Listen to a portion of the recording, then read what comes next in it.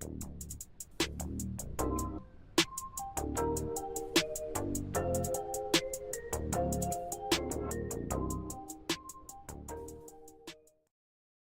guys, welcome to Vlogmas Day 2. I will upload each video probably later on tonight. This is what I'm doing. Today we're talking about the VS show, but I just wanted to show you guys what I was doing. This is how I make my patterns. I am a recyclable, reuse type of person. I make my patterns out of newspaper, like shopping, like ShopRite newspapers and Acme, all that, you know, the little, I forgot what they call, like daily deal newspaper that y'all get to use and all that type of stuff. And my mom sometimes don't want them, so I take them and I reuse them and make my little patterns out of, you know, my pants patterns, dress patterns, and all that type of stuff. And same time, I need a V-neck dress pattern. This is gonna be another dress pattern because I discovered I literally only have one dress pattern, and that's because I am so used to using a skirt bottom and a t-shirt top to make all my pattern, to make my, you know, to form my dress outlines, that it just probably would be easier to make a front and back dress pattern out of its own. So this is what I'm doing now. But we're going to be also talking about the VS show. So I'm going to do this and then we'll be getting on with the conversation. So deuces.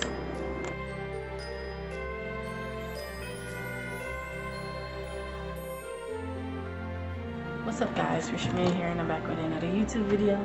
Welcome to Vlogmas Day 2, and we are discussing the Victoria's Secret fashion show. Now, I'm here with it, but I'm not here with it. I don't know. At first I was excited, happy, you know. I want to say, what's the best? Enthusiastic about it and everything like that in between, but something dawned or clicked on me, and I don't know, it's giving, the fashion show was good, but there were some hits and misses. I'm Rishamay, please subscribe to my channel, and let's begin. Okay, so the Victoria's Secret fashion show happened in October. It was on the 15th, the same day as the I think the BET Hip Hop Awards, which was a Tuesday. So during the process of that, I watched the Victoria's Secret fashion show, and it was different.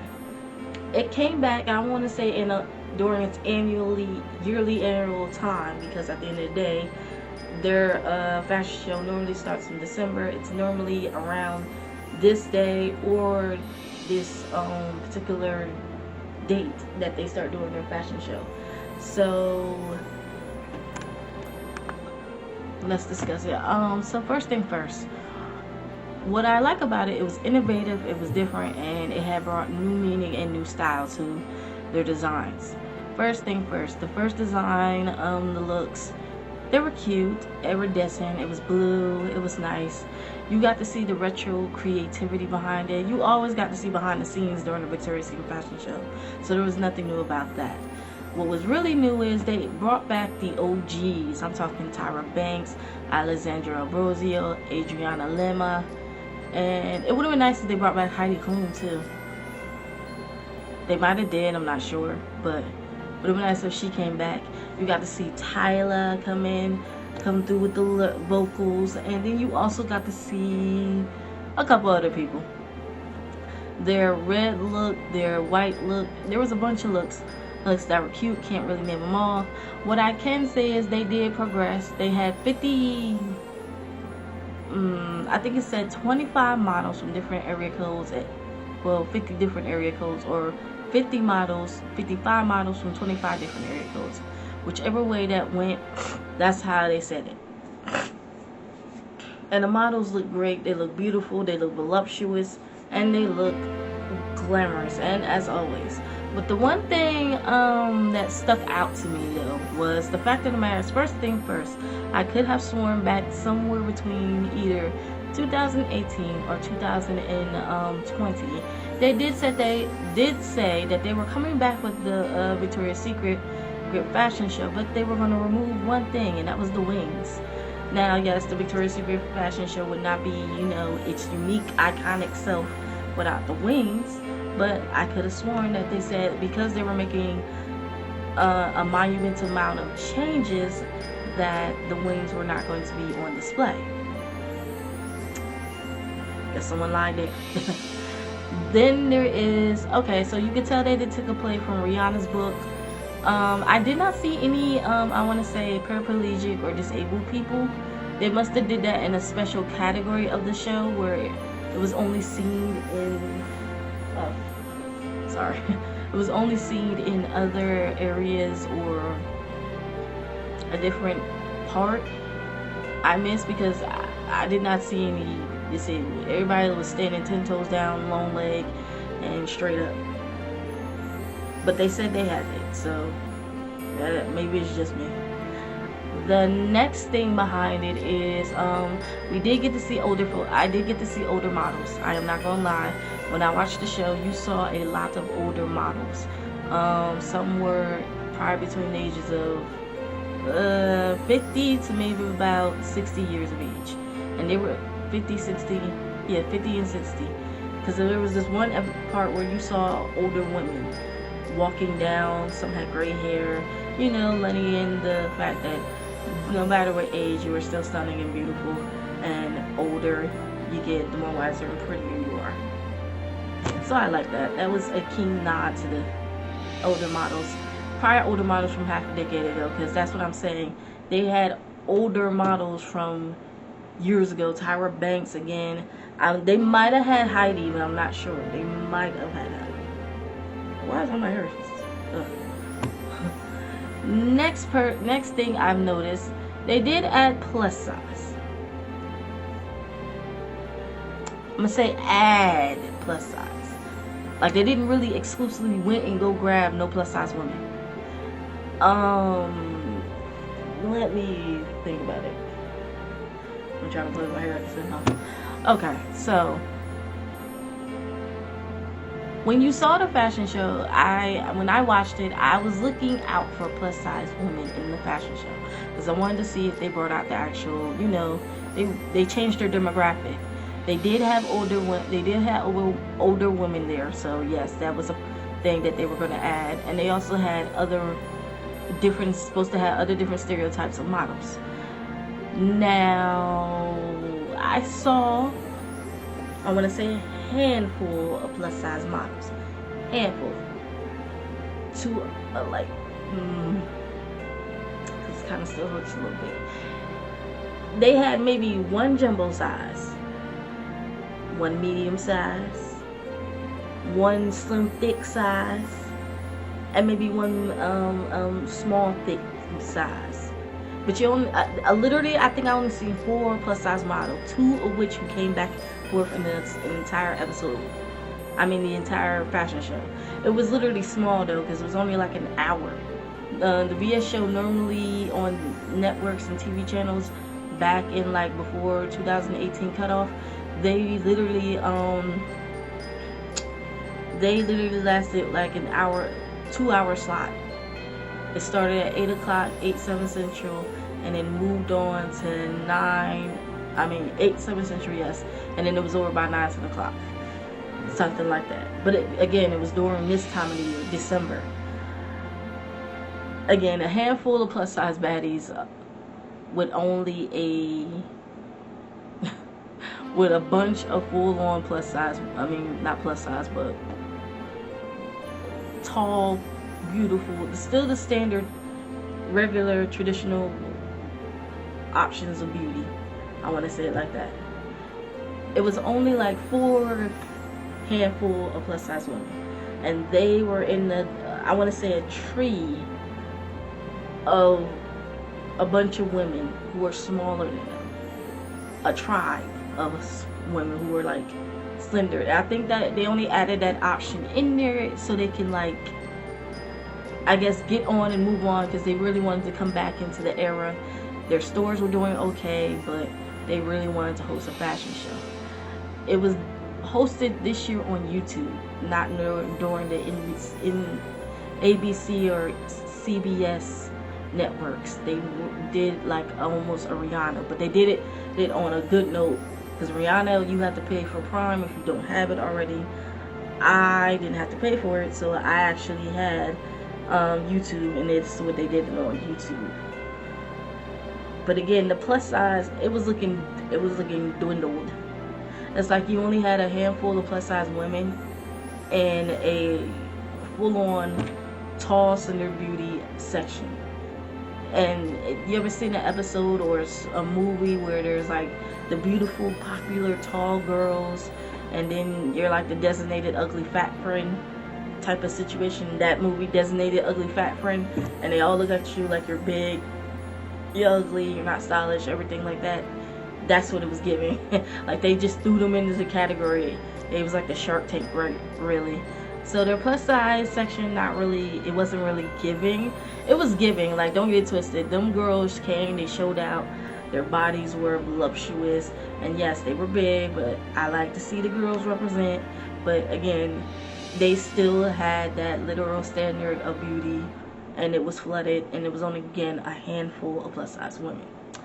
Moving forward, I wish BS need to heighten that a little more. I want to see more, not just 2 or 3. But moving forward, you see how they literally, you know, made you see where they got their inspiration from. As we all know, in 2018 they stopped doing their iconic shows because people were complaining they weren't original, they weren't showing realistic bodies and everything like that included. And the person who knocked them out the fashion game, lingerie fashion game to be exact, is forever the queen, Trinidad baddie, Rihanna, or Barbados, sorry, wrong person, Barbados baddie. As we all know, Mother Riri knocked Victoria's Secret out its pedestal and dominated for years. With her iconic flair in fashion, introducing multiple different varieties of models, disabled, paraplegic, older, young, plus size, small, and she had much plus size women. Introducing choreography and dancing, letting the models feel free without literally standing around smiling, and on top of that, moving and gyrating their hips and fluorescently having fun on the stage. Not your standard pose, walk up, wave, smile, and yes, it's over. Boom. So they took a play from her book, because in the YouTube video, I think it's still on there actually. If you go on the Victoria's Secret channel, you can actually type in and see that during the live action fashion show, you can probably skip past all the introductions and interviews and all that type of stuff, and you can see in the fashion show. During the fashion show itself, they had models come out, dance, you know, gyrate, do moves and everything else, because the realization is they took a play out of Rihanna's book. The models were sometimes dancing, they were doing certain tricks and styles, they were up on stage showing their skills and creativity. We also didn't get to see a section. I don't know if Pink got to be in the fashion show, as normally as Iconic as itself. Pink is the sportswear part of the brand. It's where they wear sweatpants, you know, the overexcited tees and all that type of stuff. They didn't have, I don't think they introduced Pink this year, because normally they do it. I guess because it's the first comeback year, they're probably just going to introduce it regular, like a regular standard fashion show. But it was just weird to not see Pink involved. Throughout the rest of the fashion show, you got to see different colors, themes, the OG models showing up and showing out as always. It was just uniquely different. To see Victoria's Secret come back the way it did, they did innovate and re-innovate itself, I give them that, but they really, it kind of hurt me a little bit to see that the plus size section was literally like a dwindled 3, 4, like 5 only like 5 models. Like, again, a handful of plus size models in a variety of a bunch of women who were smaller. So I felt, I want to say betrayed, but maybe played. That's the word, played. All in all, it was a good segment. It was a good move. It was a good show, and they did their thing. I can't wait to see what next year's development brings, and maybe we'll see Pink, and maybe we'll see more plus size women. As we all know, I think Ashley Graham was at the fashion show too. I'm not sure, but she was, and I feel like she was there as more support for the women who were plus size versus more support for the women who were smaller, because you know, as she was the first plus size model to walk on Victoria's Secret runway and was literally the last one, and because during them eras around 1990, the women back then, the family members back then did not want her to see plus size baddies on the stage, mainly because they thought it was too inappropriate for their kids to see, because during the segment it was literally featured an ad for Victoria's Secret, and Ashley Graham was walking out. She was wearing a nice bra set and a pair of bottoms, and she literally, you know, it's supposed to be a lingerie ad.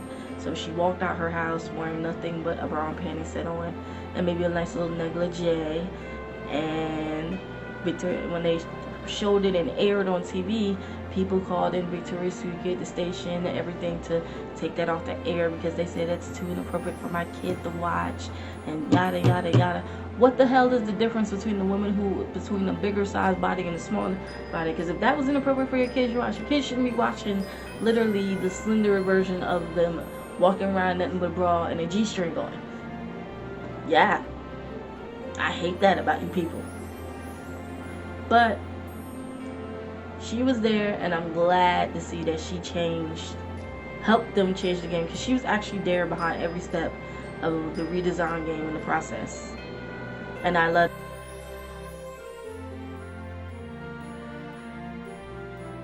that they used her, because she was the original OG that made noise in the 90s and then helped them become what it is now a little bit. So big ups to Ashley Graham. And that's it. That's my thoughts on the VS fashion show. Again, they could have did better with the plus size. I feel like we were played. Wasn't really a lot. I don't know, but again, it is what it is. Can't wait to see next year's.